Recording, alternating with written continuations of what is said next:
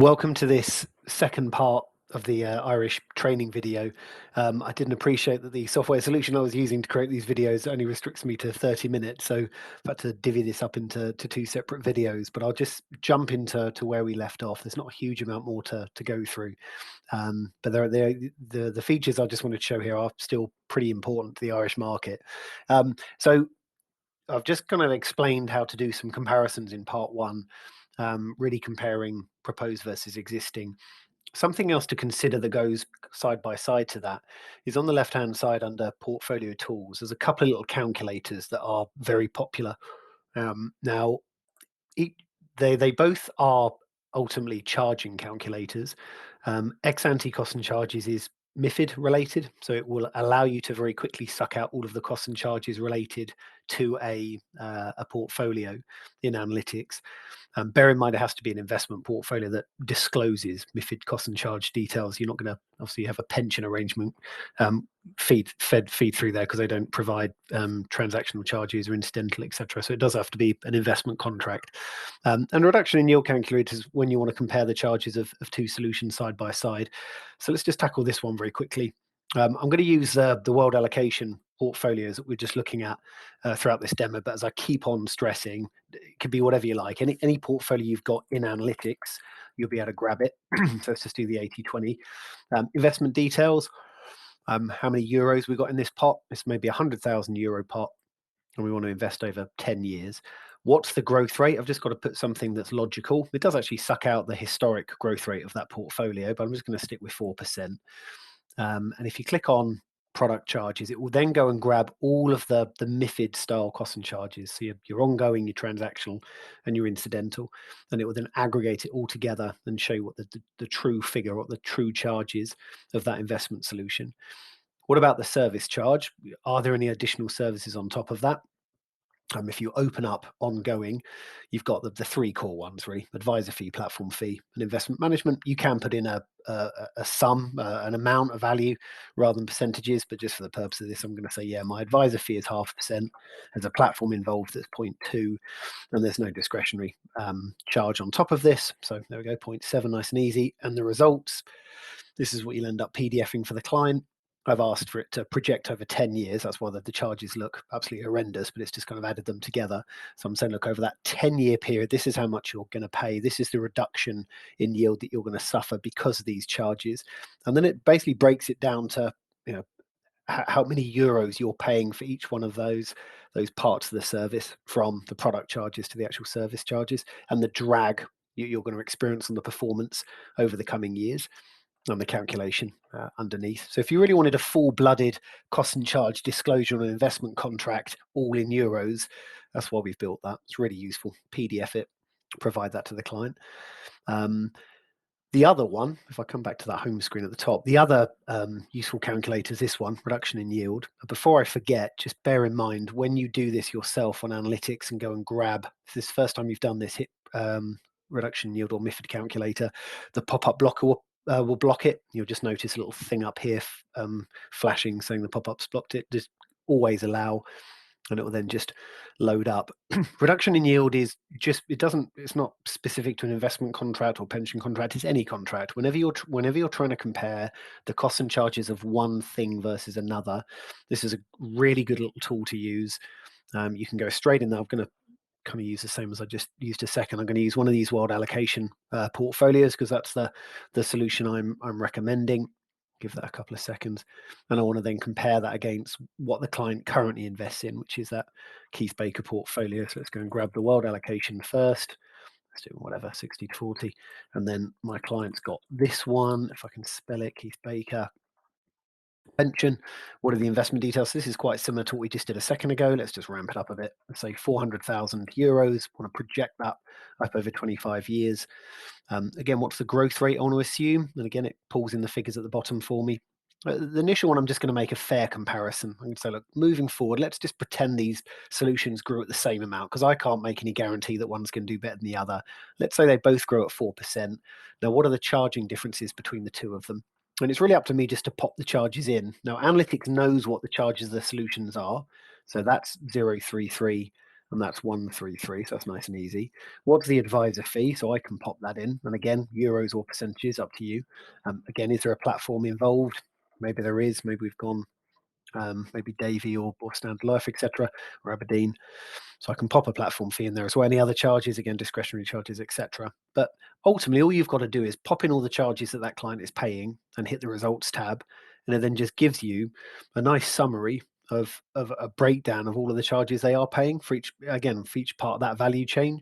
So we can say, well, look, the proposed portfolio, Mr. and Mrs. Client, the world allocation, if it grows at 4% a year, that's going to be the reduction in yield. But more importantly, we're going to take 400,000 and it will end up on 815 if it grows at 4%. Your one will end up on 677. And the only reason for that difference is purely because my new contract is only going to cost you that much every year. And that legacy one of yours is costing that much, which is one of the core reasons we want you to move across. That's assuming we grow at the same rate. So there's nothing stopping you going back a couple of stages and say, okay, given that I can prove on the performance graphs we've massively outperformed you, what does this look like if we outperform you by a percent a year? I can't remember what the difference was that we just looked at a second ago, but you can see suddenly it was 800 and something, wasn't it? So now suddenly we're up to 1 million versus 677. So you can mess around with the performance differences, but I'd always suggest to start off with the same initially to say, look, this is a really fair comparison. If we both grew at the same rate, this is going to be that drag on the performance. But if we do outperform you or continue to outperform you as we have been, this could be the significant differences you'll get at the end. And then again, PDF.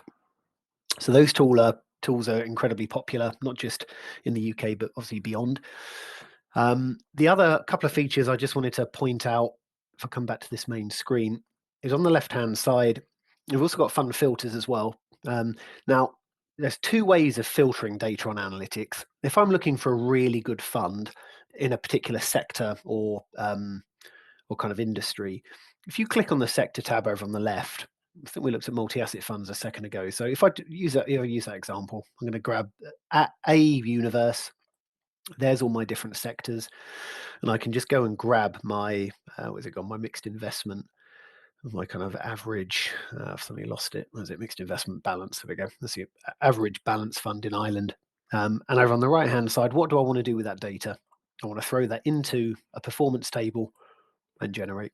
And it does exactly that. It then just shows me exactly what I've asked for, the sector, some performance figures in the performance table, and it gives me that. Now, that's not what I want. I want to break that sector open and have a look at every single fund in that sector. So if I come back to this main screen, that's where you can hit that second tick box. That will now break it open and show the members. And again, you can mess around with the different tables we have here on analytics. I probably won't go into this in too much detail. There is a video for this on the YouTube channel, but there is the ability to build your own table as well. And again, dictate the columns that are being pulled out. It doesn't just have to be performance. It could be volatility. It could be ratings, charges, etc. But suddenly, by virtue of just clicking that second tick box, I've now got 101 balance funds appear. I could resort the order from best to worst, worst to best. And I can start highlighting and color coding at the top. So color coding the quartiles, the best one's going to be blue, then second, then second is green, then yellow, third, red, fourth. And for whatever reason, if I wanted to start comparing some of these against one another, I could then just tick on some of these boxes, click on fund comparison at the top, and it will wrap it into a nice little report called Fund Comparison that plonks the funds side by side and then shows you all the core differences between them. Now, the problem with this table is it's got 101 rows of data, and that's going to take me quite a long time potentially to sift through to try and pick the best one. So the alternative method you can use on any sector, multiple sectors as well, potentially, is rather than going at this from sector level, you could go to Fund Filter and click on New, and that will load up a brand new filter page. You can start working from left to right. I could say, okay, well, I want to filter on that particular universe or one of the other Irish universes, and there's 5,000 funds available. Now, I don't want to look at those 5,000 funds. I just want to look at those funds available in these specific sectors. So mixed investment balanced, add that across. And straight away, we got 101 funds. Okay, out of those 101 funds, let's make sure the crown rating is 4 and above. So that automatically insinuates that those funds must be pretty good. If they're 4 and above, they're much better than the other 81 funds in the sector. What about quartiles? Okay, well, rather than having to look at that color-coded table beforehand, I just want to make sure the fund is at least second quartile over 3 and 5 years. Let's add a bit of consistency. Hopefully we've got some left. We've also got this ESG data is being kind of plumbed in and plugged in frequently, or certainly has been recently, and it will be more and more data will be plumbed in over the coming months and years. At the moment, you could very quickly check whether these funds, again, there are really good videos on our YouTube channel about what SFDR stands for and PAI and all the other acronyms we've been bombarded with in recent months. But I could very quickly see if any of these funds subscribe to Article 9 of the SFDR, and also, are they, 5 out of 5 Climetrics and 5 out of 5 ISS stars in terms of ESG. So they're becoming quite popular, and again, more and more data will be added. MSCI rating should be with us shortly. Also charges. Okay, we've got 13 funds here, but let's make sure the fund charges are less than maybe 1%. And I've also got stuff like investment characteristics as well, so I can very quickly look at funds that are focused in a particular region. You could do things like focus on a particular sector. So you can drill down to as much granularity as you want. Usually people won't go that deep. They'll just add the ones I've done. I've already got 13, so I don't want to go too crazy here. Otherwise I'll hit 0. And once I've finished, if I'm going to be needing that filter again later on, I can just hit save and save that for future use. So I could save that as my best balanced funds or something like that. But for the purpose of this, I'll just hit show results. It shows me the funds that have met my criteria and how they've met them. And I reference those little green arrows in the first part. You can use them again, but in reverse. I can click on that and it pings those funds right the way back to my main screen. What do I want to do with those funds? On the right-hand side, I want to throw those into my performance table again. And whereas 3 minutes ago I had a table of 101 funds, well, now I've just used a filter to sift a lot of that down to my 13. And you'll notice when you now quartile the color coding, it will quartile them against the other 13 funds. So I've already filtered on the basis that these are consistently first quartile over 3 and 5. I think I did, but you'll see under 3 and 5 there are some funds that are third and fourth quartile. Well, it's a slightly different logic now. It's no longer saying, okay, well, this is fourth quartile against the sector. It's saying that fund is fourth quartile against the other funds in the table. So I'm now really drilling down and finding the best of the best. And suddenly I'm looking at these 3 up here that have been, or 4 that have been consistently not just clearly the top quartiles against the sector, but they're the best of the best within this little table I've created as well. And again, compare them against one another. So that's performance tables. And again, you can build your own performance tables. There are videos again on YouTube that do that. And anytime I want to export this, just PDF it. That I think is everything I wanted to cover. A couple of, actually, just as I say that, I noticed the little alert icons on here. So probably just very quickly, if I decide to go ahead with this fund, maybe this is going to be one of my favorite funds, going back to my world allocation funds as well. If I click on that little alert icon, it means that I can start adding little triggers to the system. So if any significant event happens to these favorite funds of mine, I'll be told about it. So maybe you could start with performance. Okay, well, performance is clearly pretty good. That's why I'm picking it. But if that fund goes up or down by 10% over the coming years, I want a little alert. Fact sheet information. What about if the charges change? What about if the fund size goes up and down considerably? Okay, well, I've picked these funds because they got good ratings, maybe good ESG ratings. Again, if they change, let me know. Your email address will be down there. You can add as many of these as you like, and the more you save, the more alerts you'll get over the, as I said, over the coming kind of days, weeks, and years. By an email, but also an alert in the system when you log in. And really basic, probably should have covered this off at the start, but I don't think I did. You got fact sheets for every single fund as well. So if you wanted to do a bit of a deep dive into these funds, you can click on the fact sheet. It gives you any external document we're collecting from the providers. So there are certain maybe sales brochures or literature that the providers create, and they find it quite difficult to disseminate to advisors.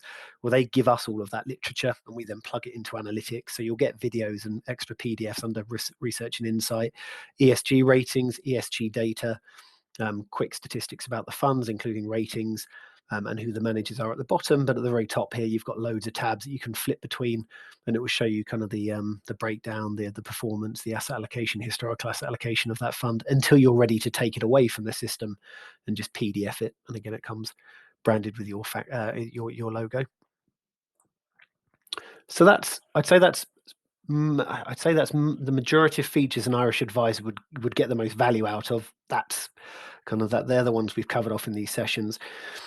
When you need help on analytics, obviously the YouTube channel is a great source of information. Work your way through those videos. That kind of shows you everything you need to know about the system. But equally, if there's anything you get stuck on, click on this little contact us tab at the very bottom, or chat with an expert in the bottom right. So to finish this recording on how best to use analytics if you're based in Ireland, I've made a couple of references over the last 40 minutes or so around reverse cash flow, the ability to take someone's situation as it is today and project backwards over 10, 20, 30 years. Now, obviously, traditional legacy cash flow is different. It's the opposite of that. It's being able to take someone's situation today and forecast it forward. So using our tools, analytics and cash calc, gives you the best of both worlds. And we see that a lot of advisors in Ireland are doing just that. So just to quickly point out how best to use these systems together. If you wanted to log into Cash Calc, you just need to click on Cash Calc up here. You don't need to log in separately, and it will just push you straight into to Cash Calc. Now, a lot of people aren't aware or familiar with the fact that Cash Calc is really divided into two parts. There's two core solutions that Cash Calc offers you. One is the cash flow, which is obvious because that's what was built. The second one is an onboarding tool. So if I'm an advisor and I want to collect my data or collect my clients' data digitally rather than having to do it longhand on paper, etc., or even having to go out to meetings to source that data face to face, then what CashCalc also offers you, I'm just going to quickly log in now, is a client portal. Now the portal will be set up specifically with your color scheme and your logo and branded videos as well, so the clients are aware of what the portal actually is. And all the client then has to do is log into the portal, either via the app on their phone they can download from the App Store, or desktop, laptop, etc. And straight away, again, you can kind of rig this up to show whatever you like, but usually you'll have the fact find straight away. Again, the fact find's relatively bespoke, so you can actually chop and change what you're actually asking for. But most people use the default because it's sufficient. But if you click on continue, the client can then give you all of their information, their incomes, the expenses. They can give you the date of birth, salary details, etc.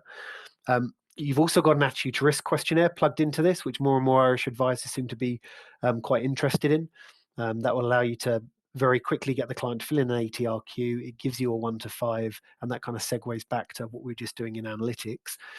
And it's also, because it's a portal, it also gives you the ability to send them documents to sign, like DocuSign or digital acceptance, links like maybe shared videos, etc., and also a WhatsApp-esque facility that allows you to do kind of communications via text very quickly back and forth.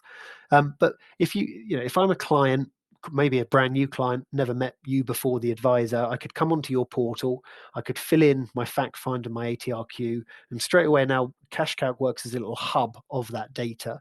So what could I do with that data? Like if I put my advisor hat back on and come back to CashCalc, once Keith Baker's done that, Keith Baker's just logged into that portal and given me all his information. I can go straight into him, go into the info tab, that's where all this data is stored. And now I can click on update a calculator and type in new cash flow 2023. If I click on export, this is all the information that has just been received, or the kind of, let's just say, the fake information. If I just done that, and if I click on export, it then automatically pushes that into a cash flow. And there's lots of kind of different degrees of complexity you can add to this. There's not really any limit. But straight away, if I go down to cash flow model here, it's built it for me. So there's all of the information. It's just sucked out of that portal. It just kicked that into a nice cash flow all the way to 100 years, because that's what I've asked it to assume. But when you want to add in those layers of complexity, you start off with the assumptions tab at the top. Incidentally, you're now under the cash flow tool. I was on the info tab at the top a second ago. It's just pushed me into the cash flow tab and built me a cash flow. I can mess around with the inflation rate, the assumption when I want the forecast to end. I can obviously mess around with the savings pots. At the moment, they're growing at 0% or minus 2.5 with inflation. So I can adjust those to whatever I like, maybe 4%, and the cash flow will change quite considerably at the bottom. There's all the incomes and expenses that have been included, et cetera, et cetera. Now, to come back to these investment pots quickly, if I wanted to add maybe a 4% growth rate, I can come on here and say, look, I assume this pot's going to grow at 4% and update pension. That's exactly what it does down here. You'll see that figure suddenly shooting upwards. Something else to consider, though, if you're going to be using our ATRQ tool, if I come back here, you can set the risk level. Again, the client's just filled in the risk profile, their side, it's come out as a 5. And when I tell the system, well, it will already know this, but I'm just going to pretend they've done that. It's set it as a 5. Now you can set the asset allocation yourself. Now it comes through with a proposed asset allocation, but you can very much, the whole purpose of Cashflow is to make it completely flexible so you can build in your own proposition.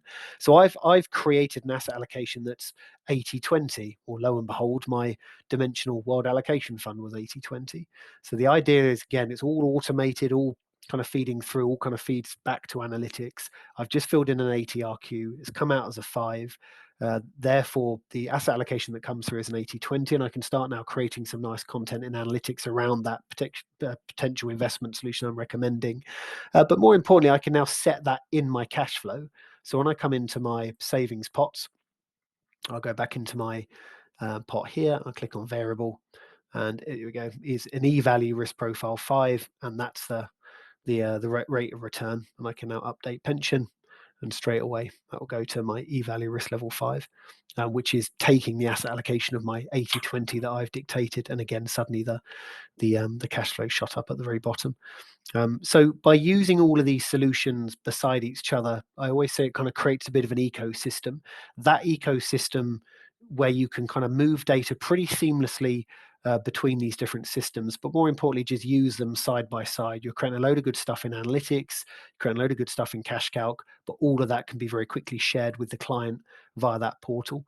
Now we're starting to make inroads as well to some of the traditional services in Ireland as well. So a lot of the back office systems out there, like Money Advice, for example, we've started to build integrations with those guys, so you can move data from their ecosystem into this ecosystem and maybe create one massive ecosystem, combining all of the services you're using. And we want to try and do more and more like that with other solutions over in Ireland. Hopefully more to follow over the coming months and years. So I don't want to go into too much detail on cash calc. I just wanted to include that within this recording because I'm looking at the statistics. A lot of our existing analytics users are also using cash calc. So I just wanted to make the point that if you are using those two systems, there's lots of really good stuff in there that you can start using that feeds in very nicely with what we've just covered there in that recording. As I said a few moments ago, any questions you have, feel free to reach out to your account manager. And again, the contact us tab at the left, on the left, and the chat with an expert on the right hand side. Thanks for watching.